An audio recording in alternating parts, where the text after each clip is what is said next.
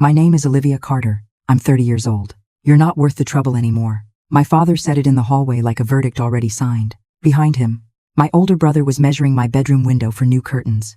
I was 18. It was November 18th, 27 degrees outside. I had $40 in my wallet. A dying 2004 Toyota Corolla with a broken heater. And nowhere left to go. I slept in that car for 3 nights. Not once did my phone ring. 12 years later, my father found me online expecting pride. What he received instead made him sit in his truck and cry. But it wasn't my anger. It was proof. Before I continue, tell me where you're listening from. I grew up in a house that ran like a barracks long after the uniform had been folded away. My father, Daniel Carter, served 14 years in the Marines.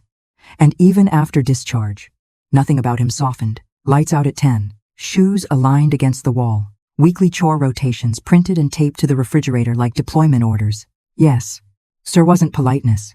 It was currency. If you disagreed, you were insubordinate. If you pushed back, you were disrespectful. If you did both, you were a liability. And in our house, liabilities were removed, not understood. My mother, Elaine, loved quietly. She remembered birthdays, ironed my father's shirts with military precision, and baked casseroles when someone at church lost a relative. But love without courage becomes observation. She observed everything, intervened in nothing. My brother, Ryan, was 2 years older than me and built in my father's image, broad shoulders, steady posture, voice already carrying the weight of authority before he'd earned any. He learned something early that I didn't. Obedience wasn't submission. It was strategy. You're right, Dad. I'll handle it. That makes sense. He delivered those lines smoothly, like they were original thoughts. Alignment with the commanding officer meant protection. Ryan mastered alignment. I asked questions, not reckless ones, logical ones. Why does it have to be this way? Why can't we talk about it? Why is disagreement disrespect? I made honor roll. I worked weekends at a pharmacy. I paid for my own gas. I wasn't sneaking out or failing classes. But in Daniel Carter's house, questioning authority wasn't curiosity. It was threat. There was another layer no one named out loud. Ryan was the legacy, the son, the extension. I was the daughter, the variable. My father used phrases like, girls have to be careful, and I won't have weakness under my roof. He didn't mean cruelty. He meant control. But control pressed down the same either way. Over time, the hierarchy solidified without announcement. Father at the top, golden son at his right hand. Mother orbiting quietly. Me somewhere beneath the line, trying to earn oxygen. When something broke, I was questioned first. When something succeeded, Ryan was praised publicly. It wasn't dramatic. It was structural, like gravity, constant, unseen. The only person who ever tilted that balance was my grandmother, Ruth Carter. She didn't live with us. But every Sunday, she'd squeeze my hand a second longer than necessary and say, don't let anyone shrink you. Live. She saw the way I swallowed words mid-sentence. She saw how quickly I apologized for existing too loudly. When she passed during my junior year, the house grew quieter in a way that felt permanent. After that, Ryan stepped further into alignment. He anticipated my father's moods before they surfaced, redirected tension when needed, sometimes toward me. Small comments. She's been acting off lately. She stays up too late. Nothing explosive, just seeds. Looking back, the signs were there long before the hallway, the hierarchy, the silence, the unspoken understanding that loyalty flowed upward, never sideways. And once you slipped outside that system, there was no appeal process. After my grandmother died, the house felt like it had lost its only witness. There was no one left who saw me without ranking me. The air shifted, subtle at first, then constant. My father started inspecting things he'd never cared about before. The timestamp on my paychecks, the receipts in my backpack, the tone of my voice when I answered him. You've been distant, he'd say.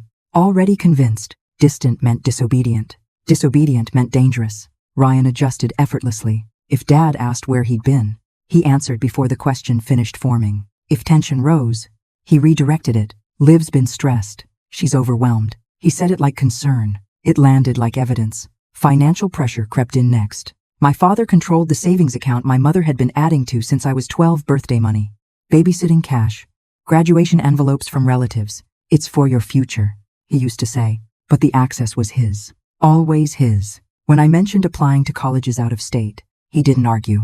He just said, we'll see what you've earned. Earned. As if independence was a privilege granted by compliance. Then came the monitoring. My curfew tightened, even though I'd never broken it. My phone bill was suddenly itemized and reviewed. if I stayed up studying. He'd knock on my door past midnight and say, "What are you really doing?" Suspicion became the background noise of my life. I tried to adjust. I spoke softer, asked fewer questions, agreed more often. But once someone decides you're a liability, your silence becomes proof too. The real shift happened the month before November. My father began making comments about weakness. Drugs ruin families. I saw men lose everything overseas because they couldn't control themselves. The statements weren't directed at me, not openly, but they hovered. I didn't use anything, never had.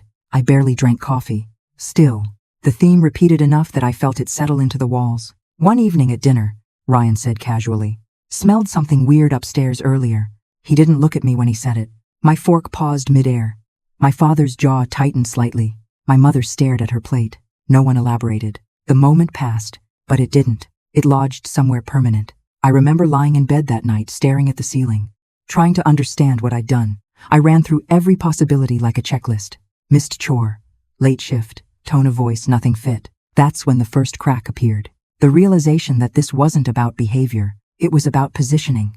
I started noticing the glances between them. Quick, coordinated. Ryan stepping into conversations before I could finish sentences. My father nodding slightly, as if confirming something already decided. And still, I stayed quiet. Because part of me believed if I just endured long enough, the suspicion would pass. That obedience might finally translate into safety. I didn't know then that the line had already been crossed, that the verdict had been prepared before the accusation was announced. It started with a smell. That's what my father said.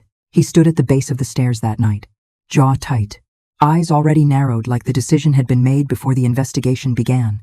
"I smell something upstairs." It wasn't a question. It was a declaration. My mother froze at the sink, hands submerged in soapy water. Ryan didn't look up from his phone. My father climbed the stairs without waiting for permission from anyone. He went straight to my room. Of course he did. I followed him, confused but not afraid. I had nothing to hide. My desk was cluttered with notebooks, a half-finished college application, pharmacy receipts from my weekend shifts. He opened the top drawer, reached inside, pulled out a small plastic bag with something green in it. My brain stalled. I stared at it like it had materialized from someone else's life. "That's not mine," I said immediately. My voice didn't even crack. It was clear, certain. He didn't ask how it got there, didn't ask when I'd seen it last, didn't ask why. He didn't look at me at all. He just pointed toward the hallway. "Pack your things." Just like that. Dismissed. Behind him, at the end of the hall, Ryan stood watching. Not shocked, not angry, watching. And then he smiled. Small, tight, almost imperceptible, but real. "I'll take this room," he said casually, stepping inside like the transfer had already been approved. He was holding a tape measure. That was the moment something inside me cracked, not because I was being accused, but because I understood. This wasn't suspicion. It was choreography. I turned to my mother. She was halfway up the stairs now, dish towel twisted between her hands. "Mom, it's not mine." Her eyes filled instantly. She opened her mouth. My father's voice cut through the hallway. "Elaine, don't." She closed her mouth, looked at the floor. "Just go, honey," she whispered. "Let him cool down." That's when it hit me. This wasn't temporary. This wasn't anger. This was removal. I packed my clothes into a black trash bag because I didn't own a suitcase. My hands shook so badly I dropped a hanger twice. Behind me, Ryan was already measuring the window frame, planning where his desk would go. I wasn't even finished packing, and he was rearranging the future. As I stepped onto the porch, the cold air burned my lungs. 27 degrees. My father never looked at my face. The door shut behind me. The porch light turned off. And in that instant, I knew something with absolute clarity. This wasn't a mistake. They meant it. The third night in my car stripped something out of me that never grew back. By the time Mrs. Linda Brooks wrapped a blanket around my shoulders and said, "Calm and steady. You're safe," I wasn't crying anymore. I was observing who had shown up, observing who hadn't. That difference would define the next 12 years of my life. Linda didn't rescue me. She structured me. Finish your GED by spring. Get part-time work immediately. Apply to community college by summer. No exceptions. No pity. It was the first time discipline felt like investment instead of control. I agreed to everything. I started working evenings at a pharmacy. I studied during breaks, in laundromats, on bus benches. 6 months later, I passed my GED. No ceremony. Linda taped the certificate to the fridge with a sunflower magnet and said, "Good. Next step." I enrolled in nursing school. 4 years of caffeine and controlled panic. 2 jobs. Federal loans. No safety net. I didn't study because I was brilliant. I studied because I refused to become the story my father told about me. Graduation came without my family in the stands. 4 people clapped for me. None of them shared my last name. Emergency department shifts hardened me in the right ways. Chaos stopped intimidating me. I learned to make decisions under pressure. I learned that survival and composure can coexist. A senior physician, Dr. Aaron Patel, noticed, "You don't just treat patients." He told me once, "You see them." He encouraged me to pursue my nurse practitioner degree. I did. More loans, more exhaustion, but this time, I wasn't proving anything to anyone. I was building something that belonged entirely to me. In 2021, I opened a small clinic offering free and sliding scale care for homeless veterans. Men who came home and found the door locked, men who sat in parking lots longer than anyone should. The paperwork was brutal. Grants, contracts, liability forms, vendor agreements. Every signature line carried my name. Not Carter, not family. Then the article ran. Local coverage. A short television segment. My LinkedIn inbox lit up with congratulations. And then his name appeared. Daniel Carter. "I always knew you had it in you," he wrote. "We're proud." I didn't answer immediately. Instead, I reviewed something else. The clinic's founding documents. Every agreement, every financial obligation, every partnership. My name held authority over all of it. I realized something steady and powerful. No one could rewrite this. Not publicly, not privately. I drafted my response carefully. Attached 2 files. The photo of the unopened letter he'd mailed back 12 years earlier. And the screenshot Linda's daughter had recently uncovered. Ryan's message. I moved my stuff into Olivia's desk just in time. "Dad's about to lose it." Laughing emoji included. I didn't insult him. I didn't rage. I documented. Dates. Temperatures. Voicemails. Hypothermia. The letter returned unopened. And at the end, I wrote one sentence that mattered more than the rest. "I am not your revised narrative. I am the result of surviving you." When I hit send, it didn't feel like revenge. It felt like alignment with myself. I didn't plan for the confrontation to happen at the clinic's grand opening. I hadn't invited my father. I hadn't invited my mother. I hadn't invited Ryan. The day wasn't about them. It was about access. About dignity. About making sure no veteran in our county ever had to choose between medication and a motel parking lot. The ribbon cutting was scheduled for 10 in the morning. By 7, I was already there, aligning chairs, checking microphones, reviewing patient intake packets. The air carried that sharp early spring chill that lingers before the sun commits. Volunteers moved in, steady rhythm. Linda stood near the entrance, adjusting a banner with my clinic's name printed in navy across white vinyl. At 9:45, I saw the truck. Blue Ford F-150, Marine Corps sticker on the bumper, parked at the far edge of the lot, away from the crowd. Engine off, windows up. He stepped out slowly, baseball cap pulled low, hands tucked into his jacket pockets like he wasn't sure what to do with them. For a second, the old reflex flickered, heart rate rising, shoulders tightening, but it didn't take over. I didn't walk toward him. I didn't walk away either. I let him stand where he'd chosen to stand. The ceremony began. A city council member spoke first. Then Dr. Patel. Linda's hands trembled slightly as she cut the ribbon. Applause rose warm and full. 40-some veterans sat in folding chairs in front of me, some upright and composed, some folded inward like they were bracing for disappointment. When it was my turn, I stepped to the microphone. 12 years ago, I said, steady. I slept in a car in 27-degree weather with no one to call. The crowd quieted instantly. This clinic exists so no one who has served this country ever has to feel that alone. I didn't mention my father's name. I didn't mention my brother. This wasn't a courtroom. It was a declaration. When applause swelled again, I saw him still at the edge of the lot. He hadn't moved closer, hadn't left either. His posture looked smaller than I remembered. Less command, more gravity. After the speeches, people filtered toward the entrance for tours. Reporters asked questions. Cameras flashed. In the middle of it, I felt a shift in the air behind me. Olivia. I turned. Up close. He looked older than 30 seconds ago. Lines deeper, eyes rimmed red, not from anger, from something heavier. I read what you sent, he said. His voice didn't carry rank anymore. It carried effort. I know, I replied. There were 100 things he could have opened with. Denial, justification, accusation. He chose none of them. Is it true, he asked quietly. About Ryan. He swallowed once. Hard. The parking lot noise continued around us, engines. Voices. Distant laughter, but the space between us felt sealed. I believed him, he said.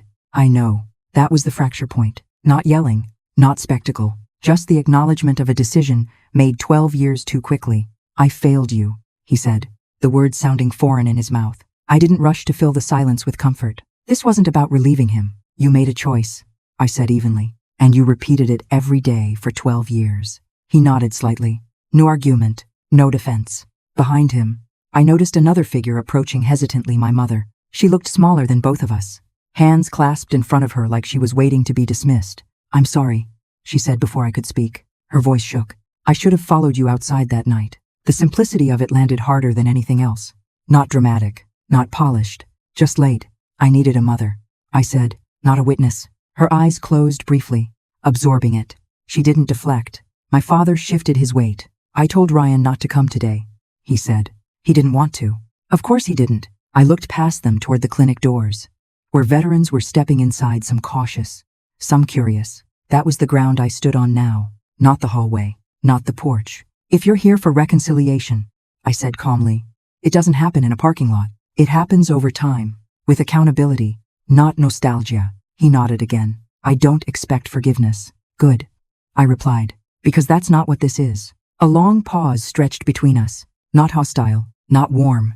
Finally, I did something small. I held his gaze without flinching, the way I hadn't been able to at 18. I don't hate you, I said, but I won't carry your silence anymore. What happened is yours to answer for, not mine. He exhaled slowly, as if setting something down he'd been gripping too tightly. Across the lot, a veteran in a worn army jacket raised a hand to wave me over.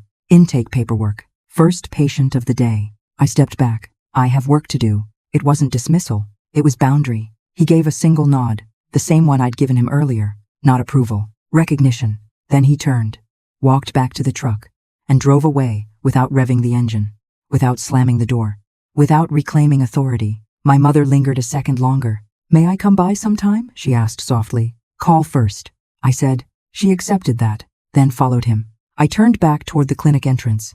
The doors were open, the waiting room filling. For the first time in my life, I wasn't standing beneath my father's shadow. We were on level ground, and I chose which direction to walk. The fallout wasn't explosive. It was quiet, structural, the kind that shifts foundations instead of shattering windows. Within weeks of the opening, my father stopped posting online. The proud captions disappeared. So did the curated family narrative. Word traveled the way it always does in families like ours, through phone calls, through careful phrasing, through long pauses. My aunt called to say she hadn't known. My uncle admitted he'd believed what was easier to believe. No one defended Ryan publicly.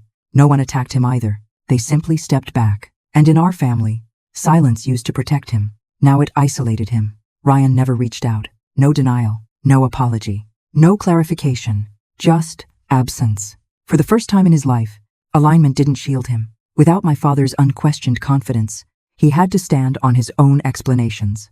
Apparently, they weren't strong enough. My mother began therapy at 62. She told me that during our third coffee meeting, neutral ground, a cafe halfway between her house and the clinic. I'm learning the difference between peacekeeping and parenting, she said carefully. It wasn't redemption. It was effort. And effort, I've learned, counts differently than promises. We speak every few months. Slowly. Surface topics most days. Deeper ones when the air feels steady enough to hold them. My father sent one more email. Not defensive. Not emotional. Just consistent.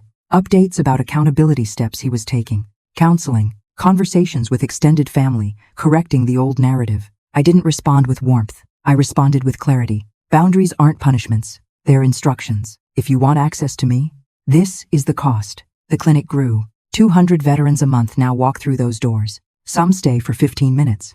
Some stay for an hour. Some just sit in the waiting room longer than necessary because it's warm and no one asks them to justify their existence. I recognize that posture, the guarded gratitude, the disbelief when kindness doesn't demand repayment. From my story, other families started talking differently. A father pulled me aside once and said he'd almost cut off his daughter for disrespect before hearing me speak. He chose conversation instead. A mother told me she called her son that night just to check in. Small changes, invisible to headlines, monumental, inside homes. Healing, I've learned, isn't loud. It's consistent. It's choosing not to reenact the harm you survived. I don't feel angry anymore. I feel calibrated, not hardened, not bitter. If this story felt familiar, not dramatic, but recognizable, I'd love to hear from you. What would you have done in my place? Would you have responded differently? Share your thoughts. And if this resonated on a deeper level, consider subscribing and staying with this space. This story is fictional and created by AI for entertainment purposes only. It is not intended to encourage or justify real-life actions.